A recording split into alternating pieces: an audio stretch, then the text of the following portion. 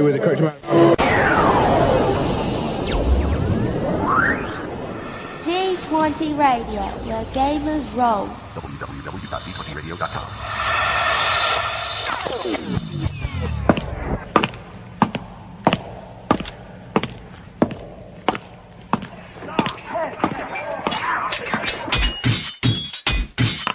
Roll for initiative. Greetings, Gamer Nation and RFI Nation. We're coming back to you again for Roll for Initiative podcast, issue number 23. Yes, that's 23. A 2 and 3 put together. What does that spell? 23. And I'm your host, DM Vincent, along with DM Jason, or I'm sorry, DM Megatron Galvatron, and I'm back to Jason. It's all right. All right, DM Jason and DM Nick. How we doing tonight, guys? Fine. Spooked out by number 23. It's the Yeah. So something's gonna happen. Nah, I don't think it's gonna happen. Weird. This isn't like the demon episode, so we're all right. I don't know. I mean, Templars, the assassinations. Who knows what could come up? Very true. We'll get more into the significance of 23 later on, but for now, we're going to talk about us. Yay, us! Yay, us? Yeah. Yay, us, yes, not anything else. Website, rfipodcast.com. Articles, Jason, we have anything new? Gee, you know what? I actually have to go and take a look. I'm pretty sure that Todd Hughes has the latest +2 to save. Right. Let me go see what he put up. I actually stopped trying to proofread everything myself because I realized that I'm actually only one person. So, But you're Megatron Galvatron. I'm several different people, but when it comes to getting anything done, unfortunately, I can't seem to fix physics. Actually, he does. He has a new one. While Is we're it doing primed that, and ready? Is that his? Yes, it's it. Oh, nice, Right. nice. Primed and ready. So, okay, well, there's a great... There it is, primed and ready with a beautiful picture of the Milky Way. And I'll have to read up on it to see exactly what we're talking about here. well, while you're taking a look at that, Nick, why don't you, said you had a few comments to read off for us tonight? Yeah, there was a few that we had off dragonsfoot.org. Just I picked up on. Just talk about our latest episode of 22. So the one before this, they're just... Really? It was a one fellow. I was just reading. If I could pick it up here, sorry. Where is he? His name is Meshwork. Okay. He said, best podcast out there. Well, I agree. And yeah, no complaints here, yeah. And a lot of people, including Meshwork himself, are just talking about they like to, we were talking about the creature feature thing. They would kind of, like to keep it the way it is, maybe shorten it a little. People giving some good feedback. So it's very much the stuff that we're looking for here. So Yeah, there's a lot of back and feedback forth on that. Yeah, appreciate any positive or negative feedback that we can get. We'll take it, and we'll see what we could do for you folks. Well, we'll have an I think what we'll do on the creature feature, since there were some people said they were jumping ahead to find out what the creature was. Some people said it was a little long. Some people said they wanted exactly like it was. What we'll probably do, I'll put in a chapter in this, starting with this episode. So if you get to the creature feature and you want to jump ahead to the reveal, you'll be able to jump to the next chapter, and it'll be right to the part where it says what the creature is. But we'll try to keep it, short enough that it doesn't lose your interest. Right. Yeah, we should have some actual play sooner or later, eventually up as a separate download for all those people that want to listen to actual play. Yes, the Skype game, we've had a couple of people write in about joining up with that. We're going to figure out who to put on it. I just haven't got it started yet. I think we will be able to get at least one game in before Gen Con, hopefully two, and maybe get those put up as well. Cool. Wow. Anything, Vince, on like Gen Con? Anything new there? Anything to tell? It's coming up. Besides it being coming up. I don't know. Well, the big thing for everybody who's listening is that right now, what is it? What are we, 2.5 weeks away, something like that? And roughly, yeah. Yeah, so if you want to have a Roll for Initiative t-shirt before Gen Con, this is pretty much your last chance to get one and actually get it in time, because we're doing them through Spreadshirt. They make them on demand, so it takes a few days to get your shirt. So, do that. And if we see you, we'll come over, and I'll try to keep my recorder with me so we can come over and record you to put you on the show saying hello. You know, if we see you in a Roll for Initiative T-shirt. Definitely. Operators are standing by. Yeah, and if you see either one of us, then come over and say hi. We'll be all over the place. So yeah, but I'll snub everybody, so I don't really care. I'm kidding. I don't think so. I think No. Yeah. I will open-handedly shake everybody's hand and kiss babies and whatever else we need to do. Kidding. Kissing hands, shaking babies, yes. Yes. I mean... Well, right now everybody should be holding in their grubby little paws a Gen Con package. It should have come by now. At least mine did. I don't know. I got a badge. I got my badge. I didn't know there was a package that came with it. Nice whole little package with all with all your tickets in there and information. You didn't get that, Jason? Oh wow! I got my badge. I didn't pre-purchase any tickets. I'm just gonna pick them up when I get there. I'm going on Wednesday. I mean, the lines are short for tickets on Wednesday, so it's not a big deal. All right. Yeah, it shouldn't be too bad. So we're looking forward to Gen Con. Find Jason and myself. You can't miss us. We'll be the Roll for Initiative guys with the big banner and the balloons. Oh, no, we won't have that. I'm really easy to spot. I'm the one that people are always mistaking for Brad Pitt, so, you know. Oh, okay. I forgot. Sorry. Yeah, we definitely will do some pickup games, Jason and I, because we want to play as much First Edition as we possibly can. So. Yeah. All right. I think that's going to end everything. Go to the website, email us, rfistaff@gmail.com, and you can call us, 206-279-3272, or you can click on the phone icon, and it'll call you back immediately, and you can leave your message. Otherwise, we're going to head into the table manners for this week. Typical. Of all the evil creatures in the world, I had to find one with table manners. What, are you kidding me? I spent years cultivating the worst table manners on the planet. Table manners.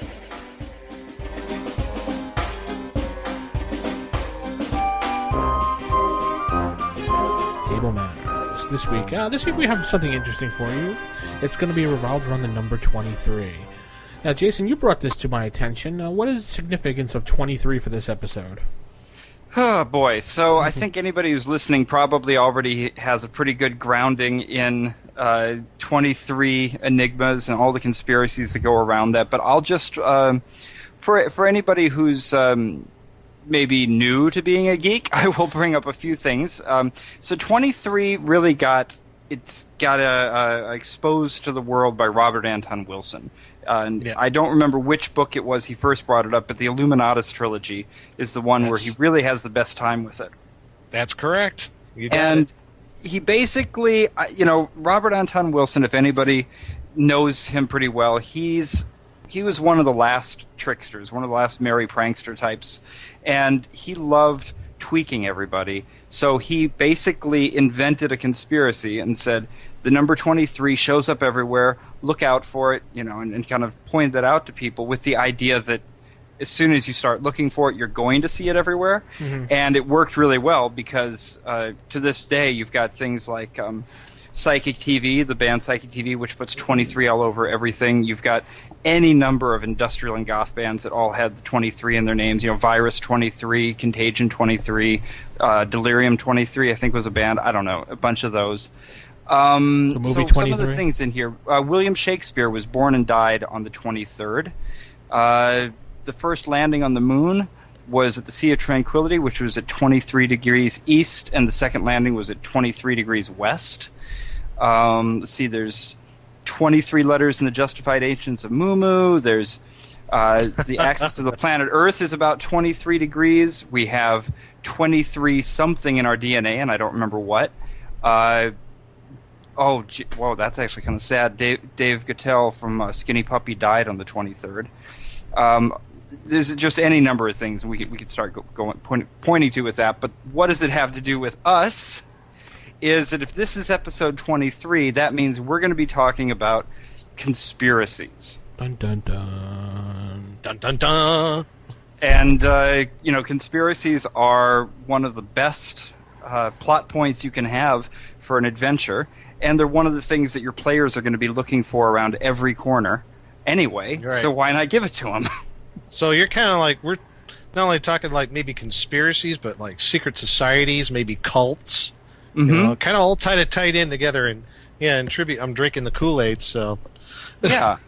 It's a really good thing to do when you start bringing your character. We're going to be talking about building adventures today, so one of the things that you can talk about when you're doing that is to.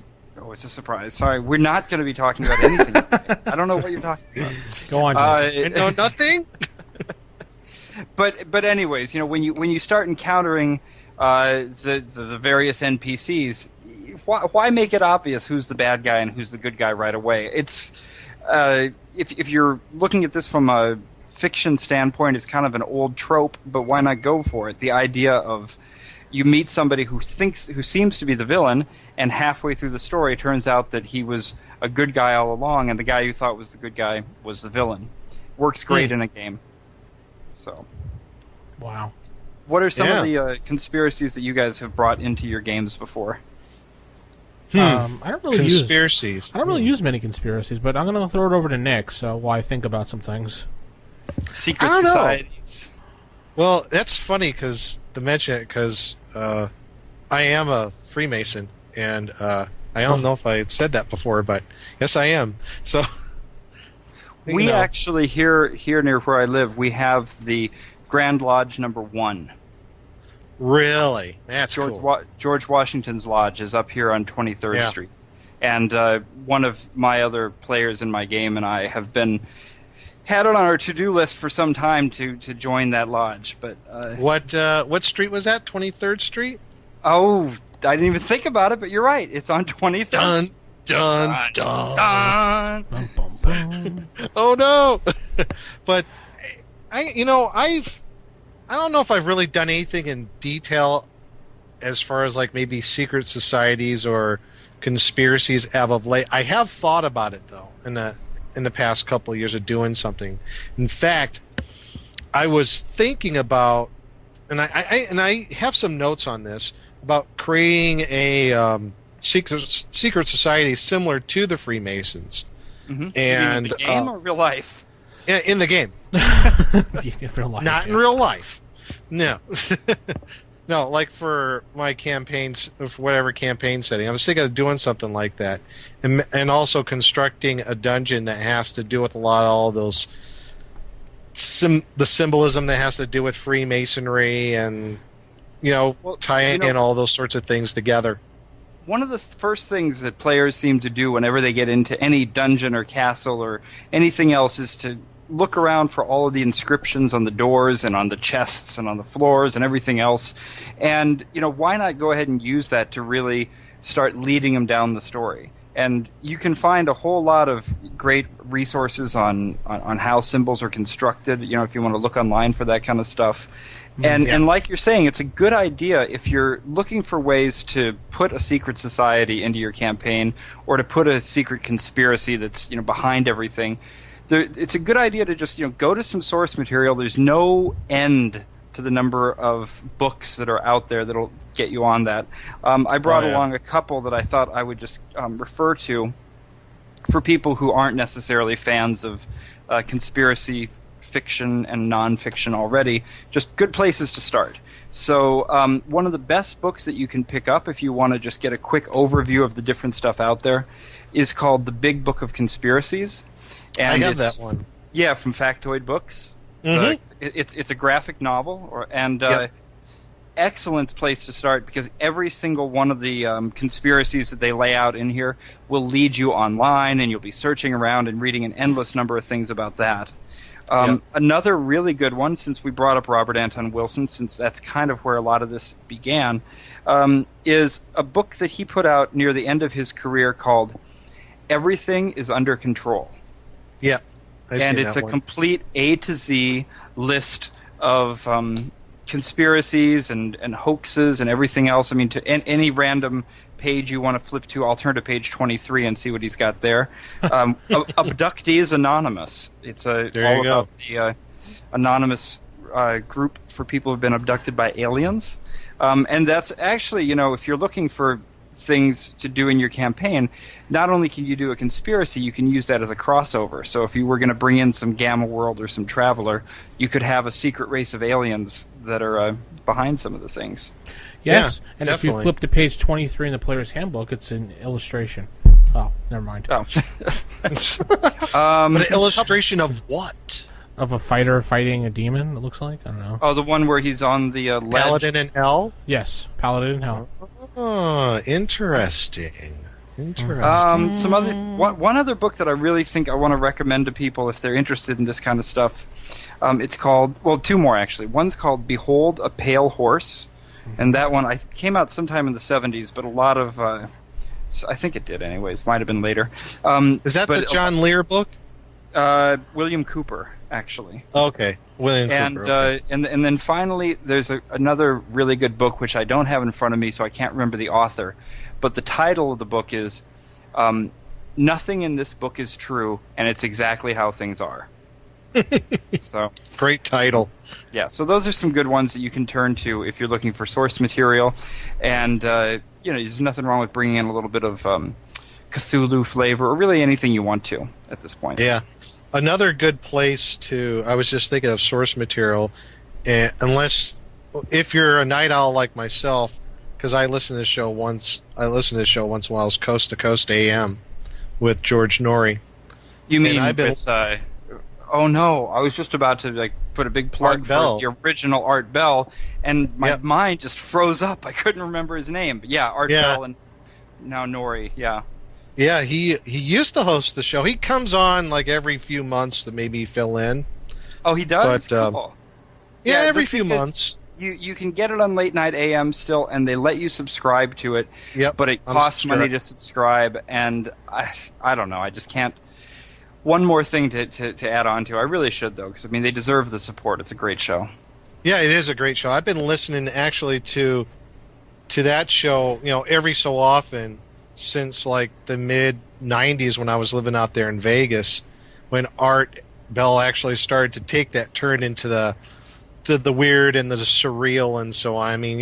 We're like a stone's throw away from Area 51 out there. So you took a class on this? Yeah. Yeah, I took a class a few years ago at Community College of Southern Nevada when I was living in Las Vegas. So the ideal location. It was an elective.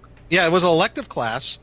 It was supposed to be for a history credit, and it was called Conspiracies in the New World Order, and it was a very interesting class. I talked about the Illuminati, the Bilderberger Group, the Council of Foreign Relations, the Trilateral Commission, all that stuff, and that's another some thing detail you can, there.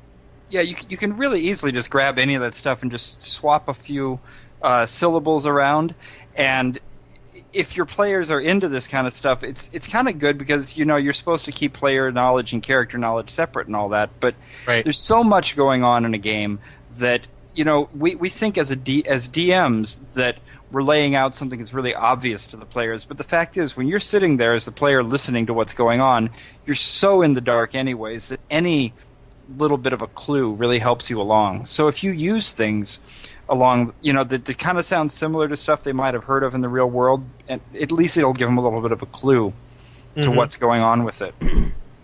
I was just reading the, I forget which comic. It was probably either Alan Moore or Grant Morrison, because they'll write about that stuff. And no, actually, it was Ed Brubaker, and in it he had. They went to this place that was called the Imperial Grove, which was obviously supposed to be Bohemian Grove. Right.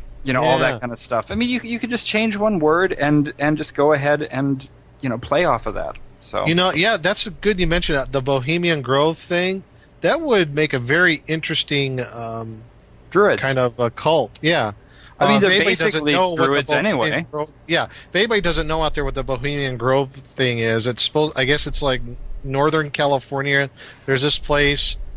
I think it's a state park or it's a private park. I don't remember which it was, but they're like prominent figures in American media and industry, and just like a whole weird mix of people go to this place for like a week. I think it is. It's like some sort of occult version of the TED conference. Yeah, it's like a weird retreat.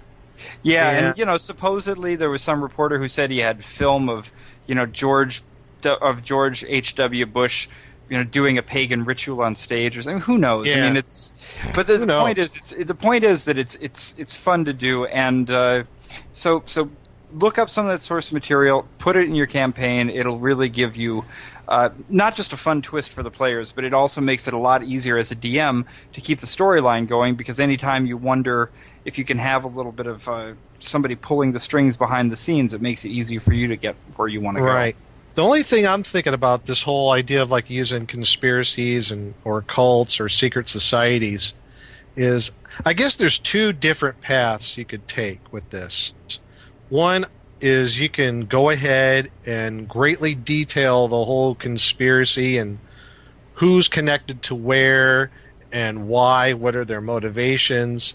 I mean, you could go the whole 9 yards, or you could kind of play it loose, I suppose, because it could get really, really complex very quickly from what I would think, you know? I think you got to. I mean, I think you really got to play it loose because, I mean, in my experience, every time I've laid out a really carefully constructed scenario for my players, they go exactly the opposite direction. Yeah, it all goes to hell, right? You know, that's where you've spent 2 weeks building this town, and they decide to camp outside and go straight for them.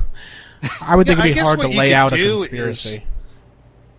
I guess what you could do is maybe have just a real basic outline of maybe like a certain secret society, you know, where their goals and where their current things that they're doing and the members, and just kind of leave it at that. And then your players, if they interact with this secret society or whatever it may be, then it starts to get into the complexity of things. I guess that's a way, I guess you could wing it, you know? Well, and plus, you know, as it's going along, things are going to come up, and you make your notes as it's happening. So if the players are absolutely convinced, you know, that something has a lot of importance, and it looks like they're about to spend a whole lot of time focusing on it, rather than trying to push them back in the right direction, just go ahead and move some of your things over there, move some of your machinations and plots, and just keep notes about what it, you know, where they ended up taking it, and they're going to be creating the story as much as you are as you get to that point.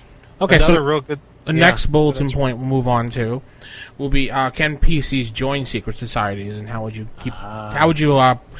tell a player who's part of the society to keep the information from other players? What advice would you give them? It's going to be a hard one. Because you know how people can't, like, you got to tell people. So, well, I mean that's the old character knowledge kind of thing, and you know, you pass in the notes and doing all those kind of things. But I think I'd absolutely have the player characters joining secret societies if they want to, even to the point where it might involve them occasionally having a solo adventure that they need to go on. Because I mean, especially, you know, we talk a lot about the way, you know, the playing of the game and everything inside of the game on this show, but one of the things we haven't talked about as much is the fact that not all of us, a lot of people who are playing first edition are younger, but a lot of us are playing it because it's the game we started with. And if you're old enough to have started with this in the early 80s, then you're also probably old enough now that sometimes people just don't show up for games. You know, a lot of things, commitments come up. So a good way to handle that is to have those side solo adventures, and a player who's in a secret society can really be a good thing for that. You know, when you were talking about, like, how you were talking about, Vince, about how maybe a player character's getting into a secret society, a scenario that just popped into my head from another game, but it's a game I enjoy. It's for Call of Cthulhu.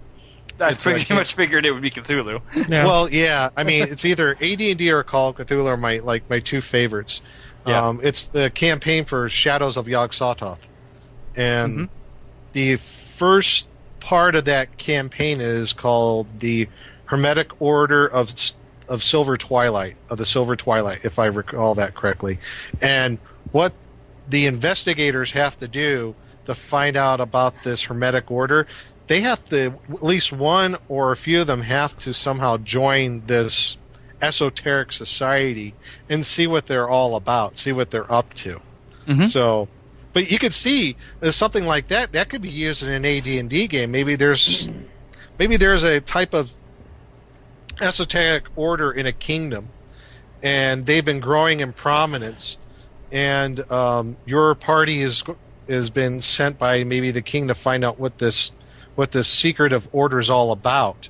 Maybe a couple of you have to join this secret society, but you're going to be at risk being found out. So there's an interesting twist right there.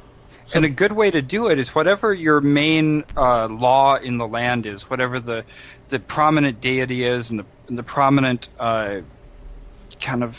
social order, just take a look at what you've already set up and think about what if it was all a lie? What if the prominent social order was the opposite of what it really claims to be? And you've pretty much instantly been able to, you can create then what your secret society is going to be about. Yeah, the one you just named, you called it the something of the Silver Star. Yeah, Hermetic Order of the Silver Twilight. Silver Twilight. So, I mean, there's a good example of taking something real world and just changing it a little bit because, Aleister Crowley's group was Argentum Astrum, the Silver Star, right. And it was, and he was a Thelemite instead of a Hermetic. But I mean, it's all the same kind of stuff. And basically, what all those early 20th century conspiracies, a lot of them were just about taking the established order and saying, what if that was actually just the opposite of what it said it was? I just thought of another good source for an idea is like of a cult or secret society that the characters would have to infiltrate is the first Conan the Barbarian movie, the Snake Cult of Set. Yeah, perfect. I mean, it's right there. It's in a fantasy setting. Remember the king is like talking about the snake cult, how it's going over Koth, Stygia, all over the place. He wants to get his daughter back and find out what this cult is about. So there's an idea right in a fantasy campaign, or a fantasy setting, I should say. So yeah, that's a lot of good ideas out there. A lot of good ideas come from World of Darkness too. If you go for that RPG, yeah. The Hunter, the Vigil line has compacts and conspiracies.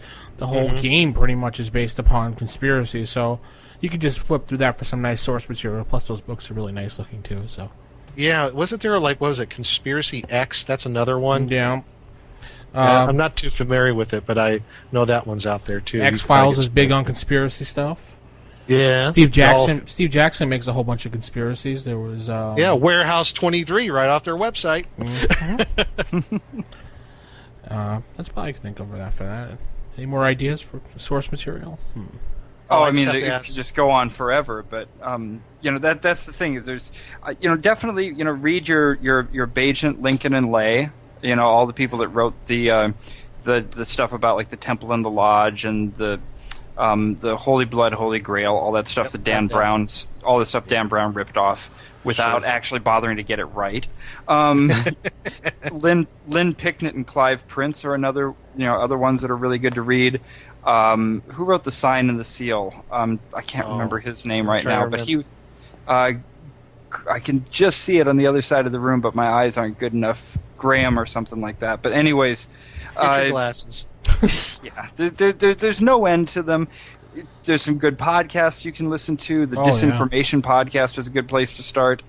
Once the thing is, this is the internet. Once you look at one thing, you might as well just give up your week because you're going to be following links for a week straight. Looking at this stuff. So. Oh, another guy I just thought of besides Coast to Coast AM, Alex Jones. I cannot recommend him. I mean, I know his. He's way out there. Yeah. Yeah. But, yeah. I mean, I get what you're saying, but he gets a little bit too. He's a little too ridiculous for me. That's that whole Prison Planet stuff. And I know. I'll listen to him because I get a good laugh. Yeah. Anyway, I don't want to go too far into that because. They say some say that Scientology is a conspiracy too. So we don't want to go there. We don't want to go there. Really, we don't. All right, we'll take this segment and throw it back at you, and we'll hear what you want to say out there for your conspiracies in game. I'd like to hear some ideas that we can share with others on the forums. Just let us know what you do. rfistaff@gmail.com.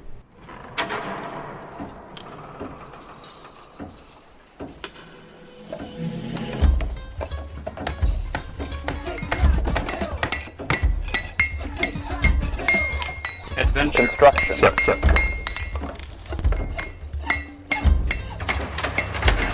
All right, so now we're heading into a new segment tonight.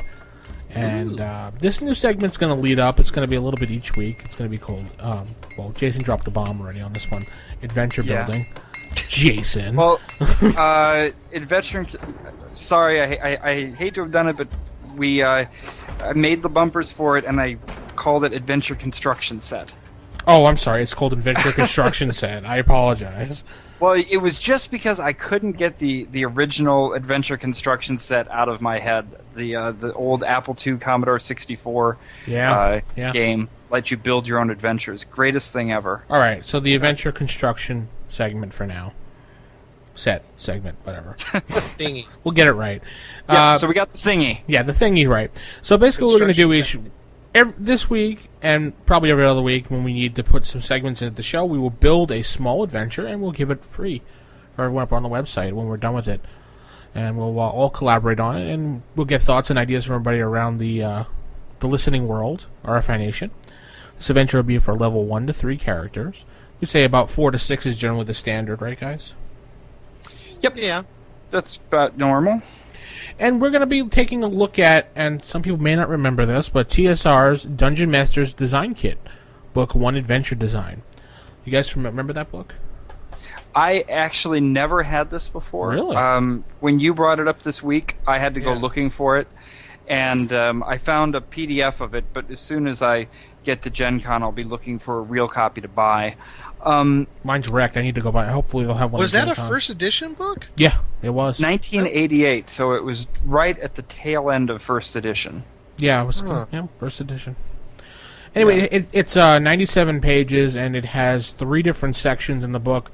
It has a adventure design section, book 1. Then it goes into like a fast scenario adventure building where you just roll dice, and it gives you scenarios and situations for what you can do in your adventure. And then the third one is a little bit more mapping things out. But we're going to stick with book 1. Yeah, it's an excellent book, and this is a good counterpart to the what was it called, the Dungeon Deck or something that you brought on the other day? Yeah, the Dungeon Deck. Yeah. Yeah. Oh, in case anybody is wondering if they want to go buy it or download it, however they want to do it, I think it's available at RPG Now, but it's TSR 9234. Just in case for those people out there who are questioning it. So this week we're going to do Featured Villain, or Building Your Villain. So we're actually going to deconstruct and build ourselves a big bad guy for the final fight. First off, what type of bad guy do we want, guys? Do we want, like, a fighter? Do we want a magic user? Do we want a cleric that's a mastermind? What do we want? Let's go with a druid. All right, so we're going to have ourselves a druid. A druid? Yeah, we never get good neutral villains. Good... and I was thinking about what Sieg said last week, and about alignment and how, we really need to keep in mind that good and evil are actually... cosmic forces. They're not just behaviors. Well, so is neutral, and neutral is this whole balance, keeping the balance between the two. So let's have a villain here who feels that the balance of good has gotten a bit too strong in the world, and so he's going to introduce a bit of evil just to keep things on an even keel, so the yin and the yang don't get out of whack, so to speak. All right, so all in one breath, Jason described our villain and his motivation. Oops. No, that's good. That's good. No, that's good. I wouldn't even think of using a druid as a villain. I'm like, wow, I'm kind of blown away by that. Well, I've never gone up against a druid as a villain, so let's keep it fresh. All right, and you know what? That just really opens up a whole slew of possibilities as far as like what his minions are. So, and yeah, you're not going to be running in your typical orcs and kobolds. True. No, definitely not. That means I have to start grabbing the Fiend Folio for the really good neutral monsters. Dun, dun, dun. Yeah. Anyway, and what level we think? Maybe around 5? Well, 6? I think it should be really, if you're talking about 1st to 3rd level campaign, we want them to go up against... Well, let me back up for just a second. Kind of my philosophy on the big bad boss at the end. Yeah. I don't feel like the ultimate villain should necessarily be defeatable on his own. I don't either. I agree. Yeah. I think it should be something where if the party went up, head to head, 1-on-1 against this druid, they're gonna be TPK. Level That 10. somehow the total party kill. So that somehow I know what you're saying. the goal of this should be more about thwarting his plans than necessarily about being able to. Because the other good thing about a villain, about a really well done villain, is the villain that escapes and fights again another day and keeps cropping up at different places in the campaign. Right. You want to have a villain that to where, he's the mastermind. He's not going to be an idiot and goes right out there and fights the whole party at the get-go. He's gonna let his minions and whatever else do the dirty work for him. He's going to work from behind the scenes if he can. So we want a street smart Cobra Commander. Yeah, that's what we want. But without the hissing. What level? So what level? I think he should just be unbelievably high level, the kind of thing you would never imagine reaching, like 9th. Whoa! Yeah, that's true. That's high. I'm going to put him as 10th. Okay. That 10th. nice round number, 10th. Unbelievable. So he would be an initiate of the 8th circle. Yes. So, okay. And if we flip open our DM's guide to appendix in the back, Yes. we could roll his statistics, and we could roll maybe some of the stuff that he has. Mm-hmm. Oh yeah, for Appendix P, I believe Yes, it is. it was. That's creating a party. P for party. All right, yeah, let's hook him up. Let's get him going. Let's hook this brother up. Okay.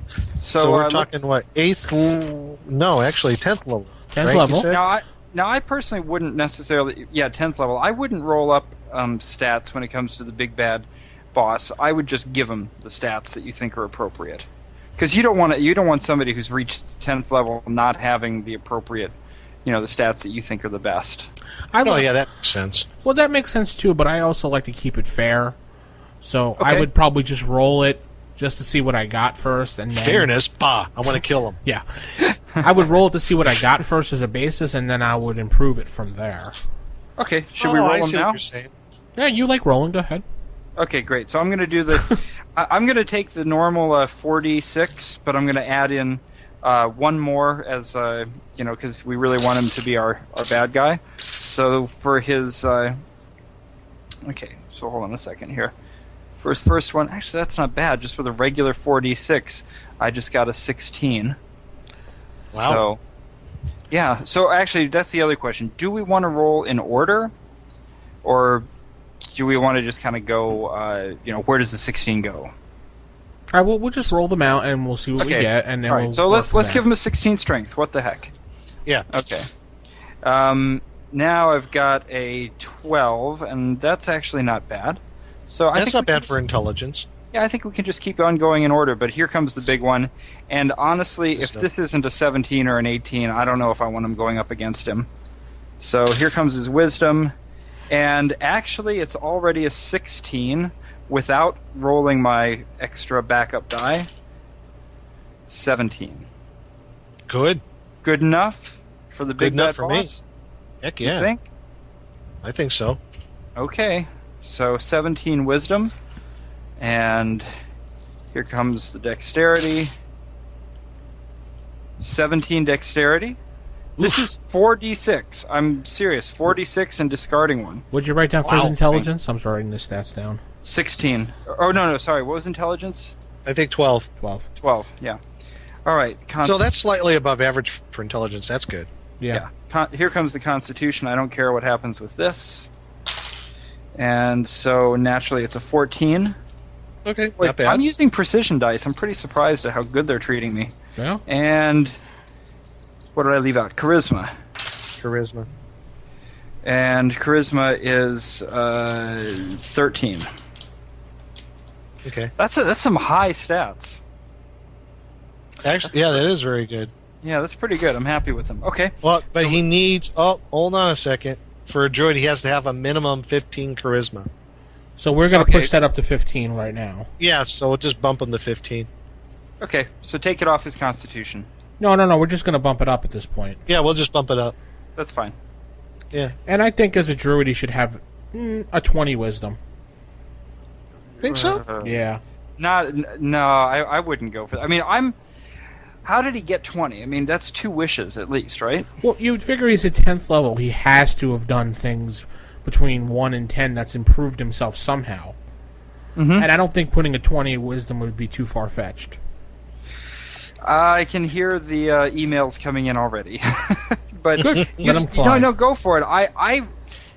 Gets back to philosophy again. I get really uncomfortable with ability scores over 18. There has to be a really good reason for it to have happened, and partially because it's a little bit of a reaction on my part to the kind of stat inflation and XP inflation and everything inflation that happened in later years. But if we can come up with a good backstory to explain how he would have gotten to such a honestly demigod-like wisdom, then let's go for it. Maybe that's why he's able to do what he's doing, trying to put Let's do it. a little evil into balance. Yeah, why the heck not? Let's do it. Let the peanut gallery complain. Go for it. Yeah, right. Now, as far as figuring out his hit points, now how would you guys play that out? Would you just assign him hit points, or when the time comes, just give him a number and let go, and then have him, like you said, run away and come back? What I do with monsters, I always give my monsters max hit points. Right. So I would give him max. Wow, I'm not playing in your campaign. Yeah, really. That's because I'm evil. Oh no. Well, one of the No. other things is when I do the monsters, the reason I roll them rather than giving them max hit points is because I want them to each have a different amount, so the players can't be sure how well how close to death each one is. Mm-hmm. But for this guy, let's give it sort of an average thing. Let's call it maybe 63 hit points. Okay.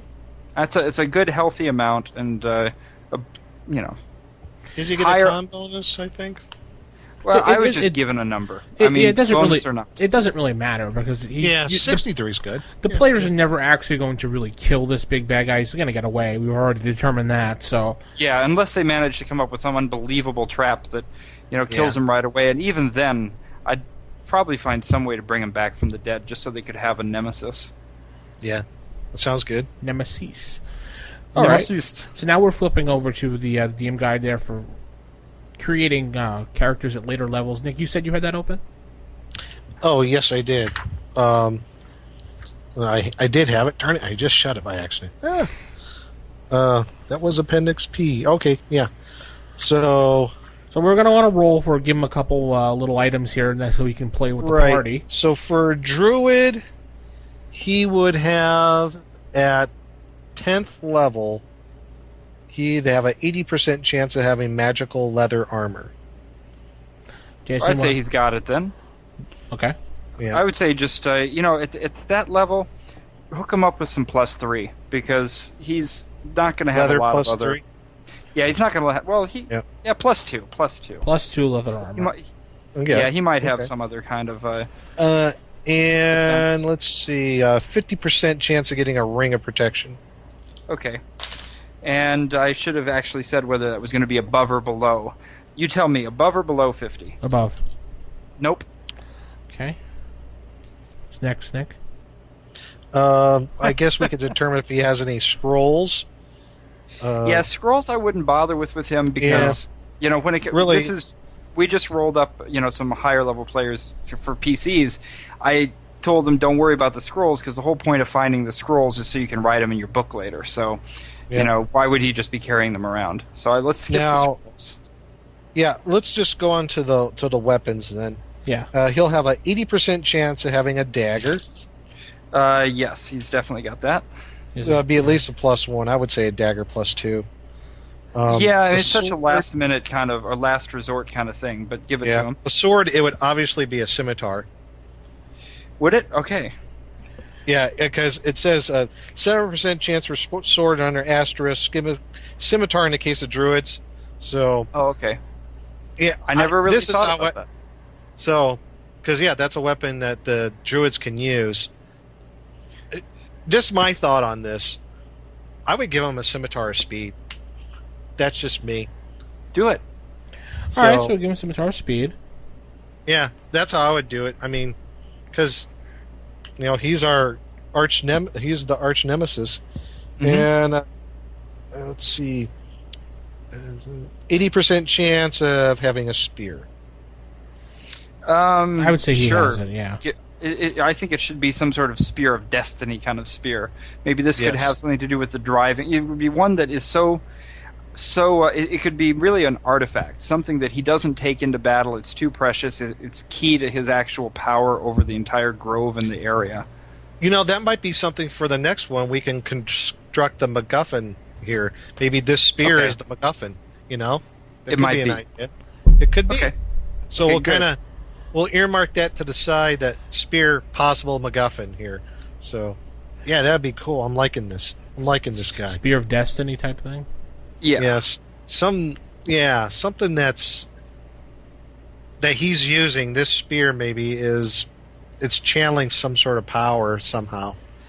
Yeah, I think for this one we're going to want to go ahead and create something unique, create a unique artifact for this, and that could be a good future episode when we talk about artifact creation. Right. And that's something better than just like everybody's like, it's always a magical sword like Excalibur or someone that they're looking for. This time it's a spear, it's something different. So Yeah, and it'll there's- have a storyline and everything else behind it, so that's good. I also want to. I think we should also give yeah. him something like a cloak of invisibility, so he can sneak around and watch the party without them knowing. what's a Yeah, you know what? yeah, I I think think that's you really should have good. a ring of animal friendship. I was exactly going to go there. I exactly was going to go there. Because aside from the fact that he's a druid and that's awesome, and we just talked about the Ring of Animal Friendship, the other thing is we're starting to get his personality coming out of this now, because it should be all about controlling from behind the scenes, right? Right. So the kind of magic items he has, like Vince just said, should be about things that allow him to slip in and out of places undetected. Right. Things that allow him to control people and animals around him. So maybe one of the rings, he could have a ring of human influence. Ooh. And a ring of animal friendship. Nasty combo. I I like mean, it. this is how he manages to wield power over the entire area. I like it. I like it a lot. Yeah, this is actually, it's, I wish I could remember the name of the comic that I just spent like a whole weekend reading, but it's the Ed Brubaker comic where he has this character Tau, who's the shadowy figure that's controlling everyone, and one of his powers is the ability to control people's minds, and it's kind of influencing how I'm thinking about this druid now. All right, so we're getting a yeah. picture of our big bad guy here. We got a druid. His motivation is too much good in the world, and he wants to promote more evil, pretty much, or wants to even it out, so to speak. For now. Yeah, for now.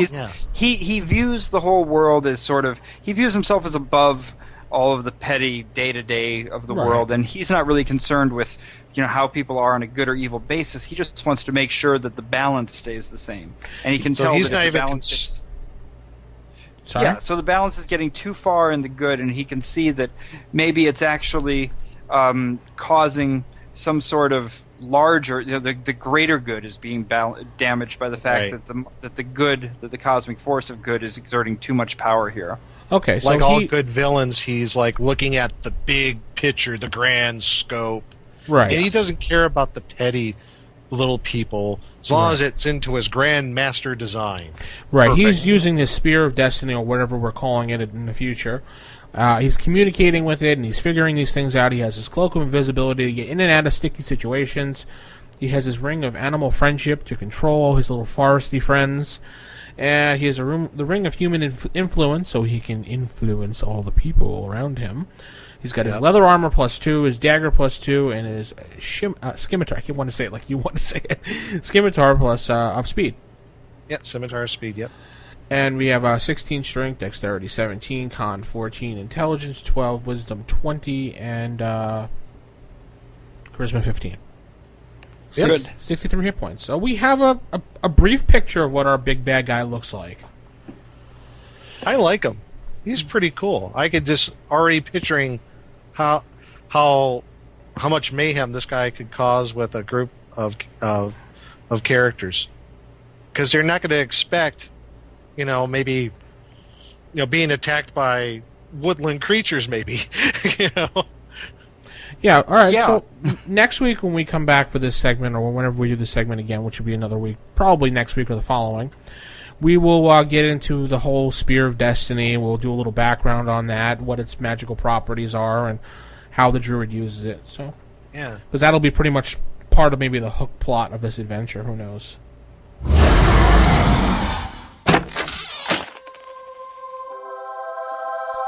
The Dragon's Horde. Dragon's Horde. What do we have this week, Jason? So this week we have the Sword of Sharpness, The which S-word. related to, but not the same as, a Vorpal sword, which I think we talked about the Vorpal sword in an earlier episode. Yes, we did. In an earlier issue. You know what was funny, Jason? When you told me, when you did the Vorpal sword, and you read me that that poetic line that you had. Oh, from Jabberwocky. Yeah, I happened to go with my wife to go see Alice in Wonderland, and they had that whole entire line and with the with the Vorpal sword inside the movie too. Oh, that's awesome. I was like, "What? Did Jason hear this from Alice in Wonderland?" No, I was just a Lewis Carroll fan when I was a little kid.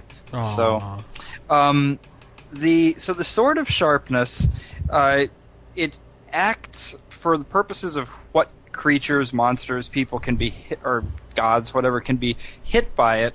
It acts as a +3 sword. Yes. However, it's actually just a +1 when it comes to actually determining the 2 hits or determining the damage.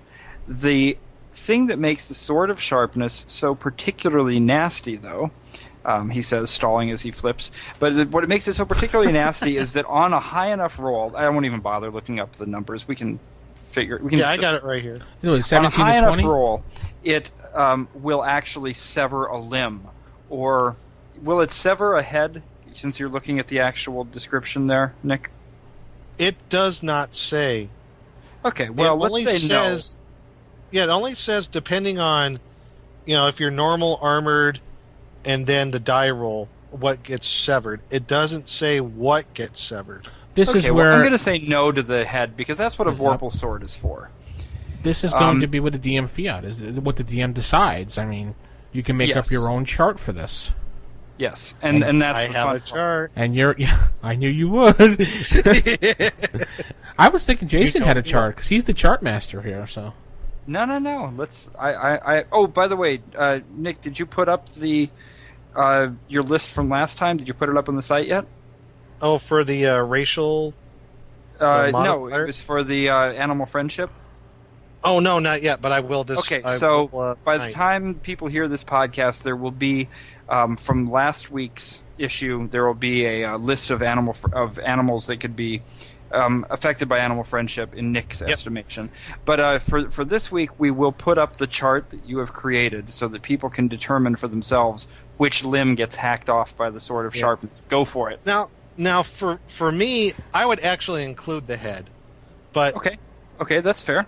all right. yeah, but just to be fair, I mean, I made it just a straight D6 roll. Okay.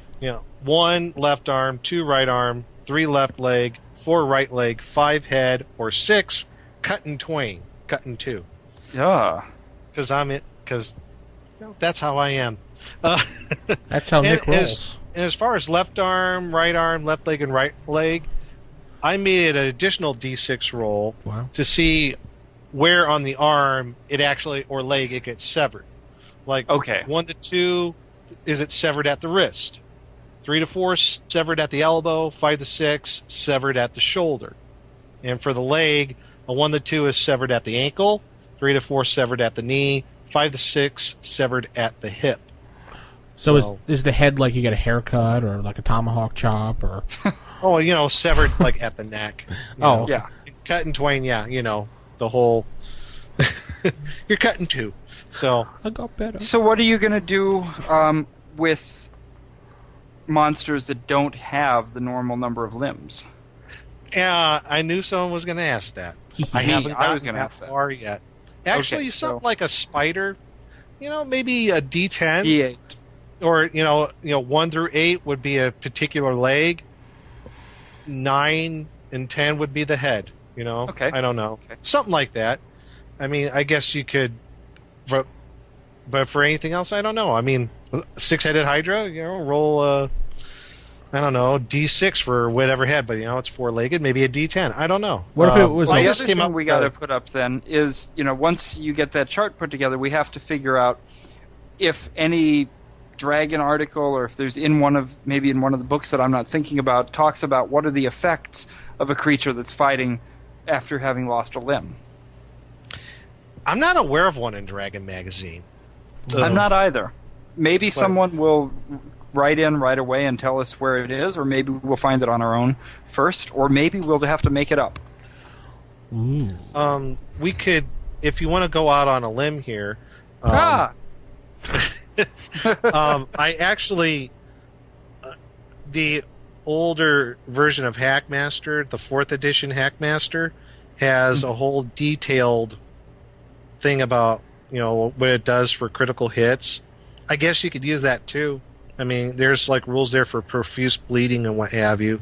And some people are familiar with the old Rollmaster system. I think that's kind of borrowed from it. So I guess if you wanted to go that far, I guess you could. Okay. So. Yeah, because I mean, so one of the things, Vince, you were asking about, would we allow that in a campaign? Is it too powerful, right? Yeah. Some people think it's too powerful because you can sever limbs and heads in Nick's game and Twain and stuff like that. I mean, yeah, I don't want to get my Twain cut off. Yeah. So Twain's hey! This is a family-friendly podcast here. He meant his finger. Twain, it's like your toenail. Yeah. But you know what? I think you have a really good point that this should be considered a very high-level weapon. It's not the kind of thing that you would hand out like you would hand a normal +1 or +3 sword. Right, I agree. I mean, this is something that would not be given lightly. In my campaign, it would probably be okay. For one very specific reason why I would feel comfortable with it is that we use critical hits and misses. So since we play fumbles, if there's a fighter who's willing to go into the battle with a sword of sharpness, knowing that on a critical fumble I'm going to make him roll again to see if it was enough of a fumble to actually cut off his own arm or leg, then he's welcome to run into battle with that over and over again. I like that. Yeah, I know quite a few people in First Edition who don't play with the critical failure, critical hit method, so everybody should.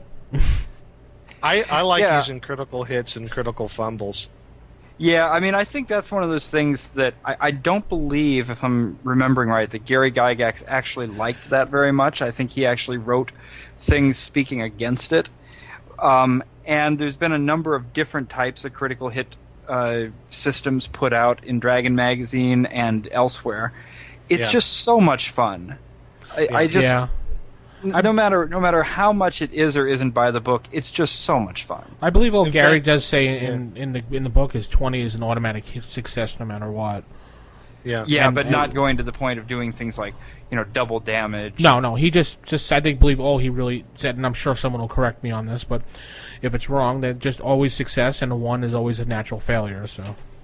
Yeah, and I think that probably it might have actually been in the DMG also, but I seem to remember Gygax writing something along the lines of, if you figure out the probability of rolling a 20, it's just too easy to roll that he wouldn't want to give things like double damage because it throws off the whole system that he'd set up. So there's actually a really complex chart that somebody did in an early Dragon magazine about how to do critical hits that made it a little bit more realistic. But like I said, it's just so much fun. And if I thought it was starting to throw the game off, then that'd be another thing.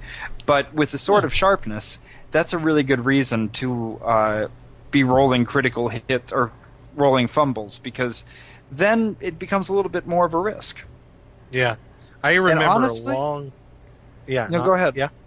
Well, I just remember a long time ago, it was when I first started getting into AD&D back in the early 80s. And I'm trying to remember where I got it from. I wish I still had it. It was made by a local game group, and I think they sold it at a local con. I don't think it was Omicon. It might have been Contretemps, if you remember that one. There was another one called Contretemps that they used to have in Omaha back in the 80s. But it was like a book of all these different charts, and a good chunk of this, like little 20-page pamphlet, I think you got for $1 or $2, was critical hit and the critical fumble charts. Mm-hmm. And yeah, we're talking like back in 83, 84, people were doing this. And I'm kind of wondering, maybe this item, the Sword of Sharpness, was the impetus of this. It kind of started that idea. It's like, we don't have a chart for this. Oh, let's make one. So let's. Actually, so I'm just kind of wondering where some of that kind of started from. If you want to hear some history, the great Joe DM, how he did his 20s. I'm sure you're interested in that, Jason. Yeah. He, when you rolled a 20, he would tell you to roll the 20 again. If you had gotten a 1, you would do half the damage you would normally do. If you got in between 2 to 10, you would do damage and a half. If you got from 10 to 19, you do double damage. If you hit a 20 again, it'd be 2.5, and he'd have you roll again. If you got the same thing all over again, but if you got another 20, it would be instant kill on whatever creature. Wow. That's cool. Yeah, that was, and it was vice versa as far as rolling a 1, then you roll a 1 again, things like that. Right. And stuff like that. That sounds kind of close to the more complex system that I'm going to have to go looking for it. We'll have to do a whole segment on critical hits, because there's a lot of fun stuff with that. Oh yeah, sure, I agree. But with the Sword of Sharpness, if we just go back to, what's the possibility, how deadly is this thing? So if you're going up against, let's just stick with normal, opponents, not giants. So we got 3 different types that it can hit. That you roll differently to determine whether it does its thing. The most difficult one is a solid metal or stone opponent, where you have to roll a natural 20. Mm-hmm. Because it's kind of funny, because I don't know why they wrote it this way. It says modified score to sever, and that's +1. So and it says consider only the sword's bonus of +1. So they might as well have just said natural roll. Yeah, but whatever. Because it says 21 in the book. It says 21, but they mean 20, because they say consider the sword's +1, but don't consider any other bonuses. Don't consider your attribute bonuses. Don't consider any other magical bonuses. So whatever. But anyways, the point is, you've got a 5% chance every time you swing this thing at a stone golem of lopping off its leg, or an iron golem too. Yeah, exactly. And when you get down to normal opponents, just man-sized opponents, you only need an 18. So now you've 18 to 20. now you've got a 15% chance on every single attack of lopping off an arm. That's or pretty, leg, or twain, or whatever. So it's pretty vicious. Yeah. And that's you just want to talk about cutting off that twain, don't you? Slicing in twain.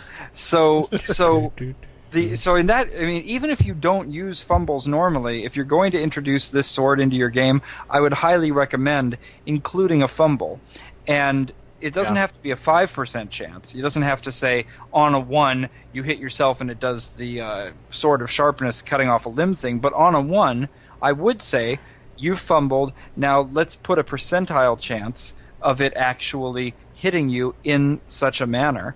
And, I would just go ahead and make it a 20% chance or so, because you've got a 5% chance before, a 20% chance afterwards. That's not incredibly high, but it means that at some point your luck is going to run out, and it's going to happen. This poor guy's going to fumble and lops off his own arm. His own twain? on the very first time he uses it, probably. All right, well, let's get some ideas from people out there, and let's move on to our creature feature.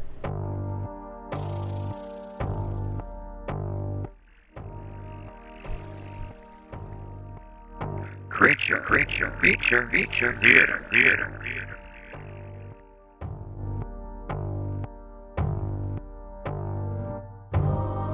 Nick, you're running creature this week. Yes, I am. And for this week's creature feature, we're using the characters that Vince and Jason used last time when I ran it, which was Cedric and The Entertainer. Cedric the Entertainer. It was Grimthar. Cedric and Grimthar. So Yes. we're kind of having a continuing storyline in a way. So is there? Is it just me, or have you guys had every single campaign at some point or another? There's either a Cedric or an Alaric. Yeah. Yeah. Just checking. Yeah. Okay. The irony of it all is that Cedric, it was randomly came up when I generated those characters. So that's just weird. I know. All right. So what's my motivation? To live, Okay, good. Start us off, Nick. kill monsters, take their stuff. Is that good enough? How about that?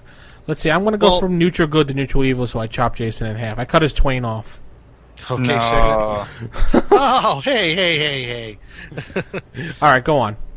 All right. Well, if everybody remembers last time, we had Cedric and Grimthar. They were in an old temple, and they ran up against a couple of sons of Caius, and they survived that encounter. It was a dark and stormy night. To use that one. Is there a crypt? But you're able to weather the rest of the evening in the temple. No other encounters happened to you. Posted watches, yada yada yada, all that good stuff. And it's the next day, so you two head out, try to find the rest of the adventuring party. It's cleared up a bit, and still kind of damp from the previous evening's rain, but feel relatively rested, and you're ready to head out in hopes of finding the rest of the party. I feel rested. Well, at least your character does. Oh, 'cause- On we go Yeah, in as you- search of them. Then yes. Yes, as you're tramping through the wilderness, you notice as you're going through this rocky hillsides and what have you, it's definitely looking a little more broken up. There you go. Got your two coconuts. Leading them together. You got it. That's right. Excellent. I got my coconuts. message. And no holy grenade. But definitely the landscape's looking a little more desolate, a little bit more decrepit. Trees are starting to look a little more twisted and gnarled. So and almost the landscape has a kind of almost a grayish look to it, like the colors of the trees and the grass and what have you. It's kind of washed out. So you have kind of an ominous feeling as you're going this area. Grimthard is not only your name, which is giving me an ominous feeling today. But as you're going through this very small, I guess you would call it a path or a pass through these hills, these rocky hills and what have you, here up ahead you hear someone saying, "Help! Help me! Please, someone help!" Run towards the voice. First, I need both of you, whichever is higher, either your intelligence or wisdom, and make a D20 roll for me. And All right, let me both know of if us? it's below. Yeah, whatever is higher, your intelligence or wisdom, Okay. and which if you roll below that stat. Stat? Oh, yeah. That's I 5. I've got a 17 wisdom. I rolled a 5. Okay. I got an 11 and I rolled a 3. Okay, great. Now both of you hear this calling, like, "Help! Please help me!" And it sounds like the voice of a female, of a woman, but when you hear it, it sounds like someone's impersonating the voice. It's not quite like a human being. Does it seem to be coming from above or on the ground? It seems to be coming from up ahead of you, from the ground. So it's From the not coming like up like in trees or above you in the hills. Okay. Is it muffled? Or? It's above you in the path, going around the bend. Is it muffled? Is it muffled? Yes. Does not sound like it, no. And then you hear it again. It's like, someone please help me, help me. Now, Grimthar, you're human? Yes. Okay. Just out of curiosity, DM, do I hear the voice sound like... I'm half-elf. Do I hear the voice as if it's coming in common or in some sort of elfin language? It's definitely in the common tongue. Okay, so I don't hear it in any different language or anything. Nope. Is it Okay. good Definitely common hear or it in common? common. Okay. And it's too far for us to see, though, right? Yeah, it's just right around the bend here when you're going through this pathway between the hills and these rocky hills. Maybe the thing to do is to climb up the hill to get a better view first. Okay, good idea. Okay, are both of you going to do that, or one of you? Well, yeah, let's both do it. Is there enough room for both Okay. of us to do it? Plenty. Yeah, there's Okay. plenty of handholds and what have you. You will not have any problem climbing up this rocky hill, not at all. Okay. So as you get to the top, and you kind of peer over to the side, what you see a little bit beyond that bend in the pathway, maybe in the path, maybe about 50, 60 feet beyond that bend, you see a very bizarre creature. It's like an amalgam of maybe like a deer, a dog, and a wolf. Mm-hmm. It kind of has a blackish mane, or not mane, but a blackish coat, maybe a white underside to it. It's kind of How far away is it? I will say 70 feet. Okay, I cast sleep. You cast sleep on it. Nice. Okay. Good job. Since that is a 90-foot range. All right. And I have to look up the darn saving throw. Darn it, I forgot to have the book open. That's twice, Nick. I know. I'm terrible this evening. Man. There we go. Saving throws. All right. Save versus spell. Love first level of magic user spells. Yeah. All right. It missed its save. I'll be doggone. Well, I went by the hit dice, and I missed it by Let's 2. rush it. Let's rush it. So basically, it looks like it went to sleep. As soon as you cast, it was while you were casting, and you heard the thing speaking, help me, someone please help. Let's go get it. Let's okay. go get it. You go down to it, and you get and that's going to last quite some time right now, isn't it? About what, Yes. six turns, I think it is, or 6 rounds? I'd have to look it up, but I can pretty much assume that it's going to last for the It's like duration 6 minutes or something like in that. town. Yeah. Yes. Enough time for Yeah. us to get there and look around. Oh yeah, absolutely. Well, you only see the one. It's rather big creature. It's a large creature, absolutely. And it's got the tail of a lion.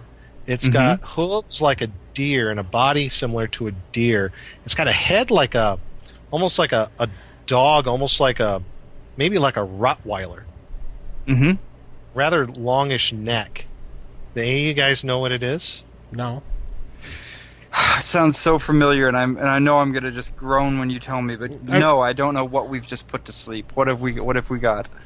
It's the Lucrata. Oh, What? I don't know. Luke- Now I don't know. Now I Where- do not know. You got where's me. that? Time to look A this little up. Lucrata. It's right out of the monster manual. On Number page 1? 60. Plain Yeah. old number 1, huh? Yeah. Page Oh, 60. there it is. I've never ever encountered one of these before. These are nasty, nasty creatures. I like them. They're, like I said, they're kind of an amalgam of like different regular creatures put together. Lion's Well, tail, the body detect- like a deer. A detect evil would let us know that this was an evil creature. So if we were in game right now, this would be time to go ahead and put it out of its misery while it's asleep.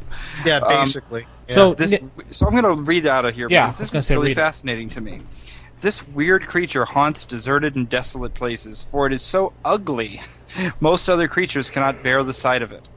The body of a Lucrata resembles that of a stag, its tail being rather lion-like, and its legs and encloven hooves. Its head is that of a huge badger. Yeah. This is like a Monty Python monster.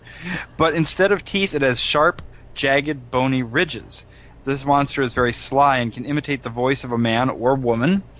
They will do this to trick prey to approach within attack distance. When retreating, the Lucrata can kick backwards with both hooves, like a llama, causing 1 to 6 hit points of damage with each that hits. Ouch. The monster speaks the language of its alignment as well as the common tongue. Yeah, and its normal attack, it'll bite you for 3 to 18 points of damage, so... Oh. Nasty creature. On top of and it's actually intelligent. Oh yeah, it's average intelligence and chaotic evil. Yeah. For further reading on this creature, there is an ecology of this that was in Dragon Magazine, issue 91. That would have been November of 1984. So it was Dragon Magazine, issue 91. Great write-up by Ed Greenwood on this creature, where he again gives another name. He calls it the Ugly Killer. And the Ugly Killer, as they call it, where he used it is that it'll team up with other evil creatures, maybe like Nagas or Lamias. Sometimes they'll team up with maybe demons or devils. If they're in their area, and then even said that the demon lord Kochikchi, wherever that demon lord is, says reported that the demon was accompanied by 2 astoundingly large Lucrata with exceptionally vicious temperaments who apparently serve him as bodyguards. So it gives a little bit on how when male and female Lucratas. Calves are born 6 months after mating. The calves will generally stay for about 8 months or until the female is about to give birth again. A real good article here about a little more about this creature as far as like additional attacks it could do besides what is given in the monster manual. So really good write-up on it. If people can look it up in their archives. Or if you're lucky enough to have the Dragon Magazine thing on the CD, it's definitely worth looking into. So yeah, the Lucrata, it's a very cool creature. And sorry, go ahead. Well, the one thing I did is when I had you guys roll, for about its voice, one little the appendix to it in the article. What I was using is all full-grown Lucrata can mimic the human voice with the same degree of skill. Any character within earshot who can understand the common tongue will believe that the voice is that of a human if the character fails to roll less than half their intelligence or wisdom, whichever is higher on a D20. And so yeah, you're getting that from the ecology? Yes. Okay, that's good because it kind of leads to something that I've been thinking about lately, and that's when you said roll the d20 for this, it set that off in my mind. I'm not going to say I cringed on it or anything, but the whole thing of ability checks and that kind of thing. Do you guys know much about the history of when these started showing up in ability checks? Because it's one of those things that I know is sort of at the core of the D20 system. Yeah. But it's always bothered me because it doesn't have the same level of there's no rationale behind it in terms of percentage chance of something happening. It's just a very convenient way to roll things. And I'll admit that I resort to that a lot when I don't have time to try to look up exactly how to roll something. Sometimes I'll just go with it. You know what? What's your dexterity? Roll me your dexterity. Tell me what you got. but I don't like it. That's that whole thing came about with where the it all whole started. Yeah, oh my gosh. 3rd edition is where it all started with. I'm not sure about that. I'm almost positive I think it goes further back. It started with the 3rd edition called the Lazy Man system, where you don't instead of describing things and plotting things out, it's just give me a roll on your stat. Yeah. That was always a 3rd edition thing, as far as I remember. Well, it'd be a good thing to maybe we'll look at it in a future issue. Talking about how to handle some of the myriad instances that come up that don't actually have a rule that goes around them. If you wanted to be a bit more accurate in the way that you choose to roll things, I'd have to prepare for that. I know I don't have an answer for it, but it might be a good thing to do because if I find out the answer for it, maybe it'll make my games run a little bit better. Yeah, there'll be definitely something to look into.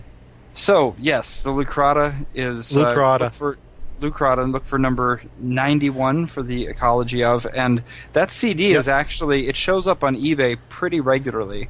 I don't know if it's still on sale. Can you still buy it? Which one? New?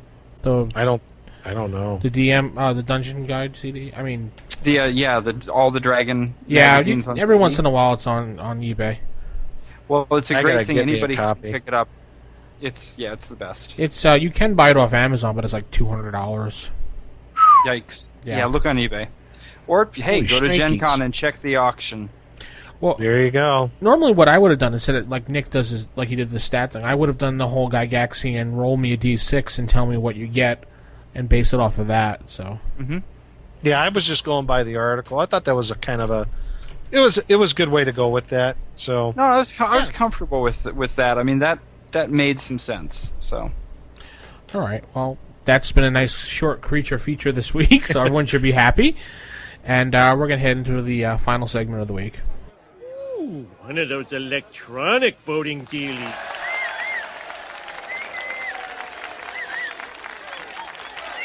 All right, guys, I guess that's going to put a wrap on the show. oh, poopy. So, poll of the week. Who has the stats for that? We had a question up.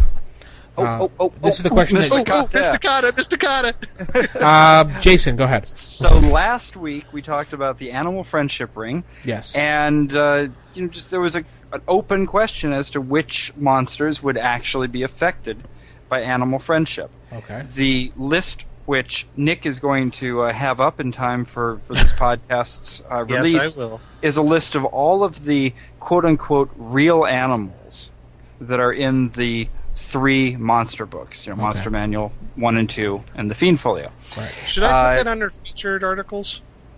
Sure. I don't know. I click all the boxes for everything. Jason. So, no, I don't. So we put up a poll and we said, which creatures do you think should be affected by animal friendship? And there were 3 choices. The first one is what I actually play, which is all creatures with animal intelligence and neutral alignment, and that would include the stun jelly. The second choice was just quote-unquote real animals, but things like fire lizards are okay. So if Nick, I don't know if you're going to have fire lizards on your list or not, but that would be the second answer. And the third option is only creatures that are real animals that have actually existed on Earth, real world. So that would mean no Lucrata anyways, because they're not... if you could find one, let me know. Well, also they're not animal intelligence or neutral. Yeah. But Like a basilisk. yeah, but the leopard, for example, would count, whereas the fire lizard wouldn't.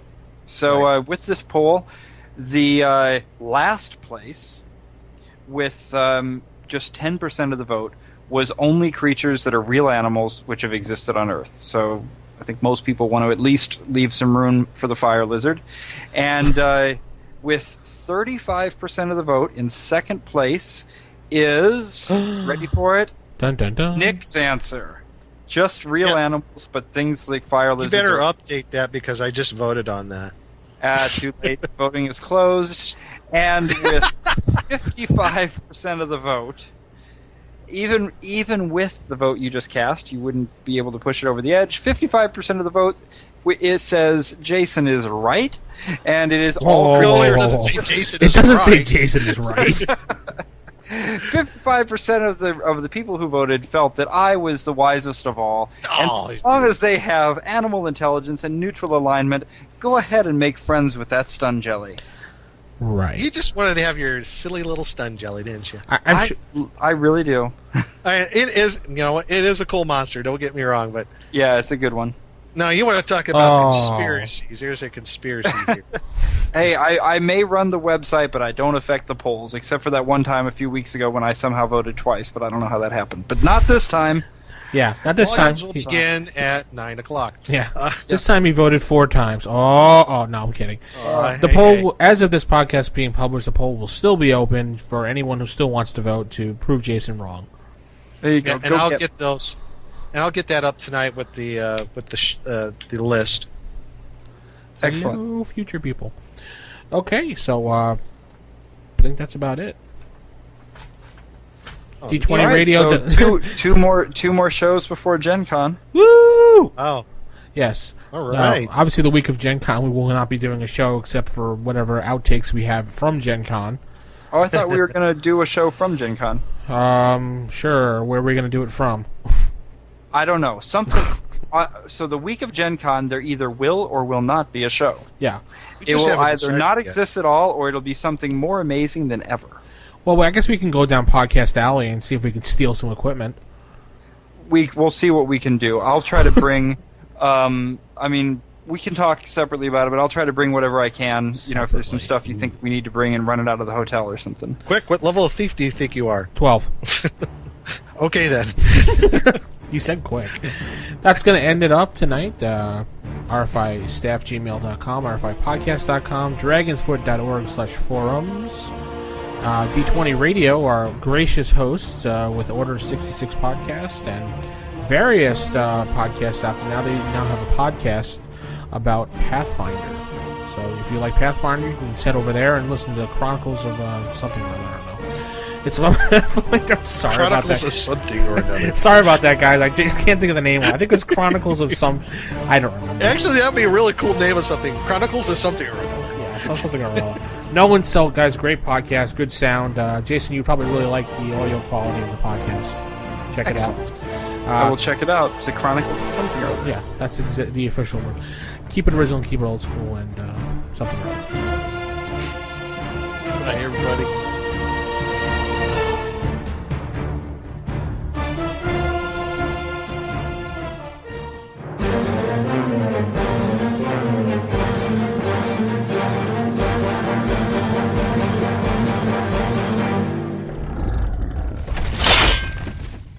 Roll for initiative.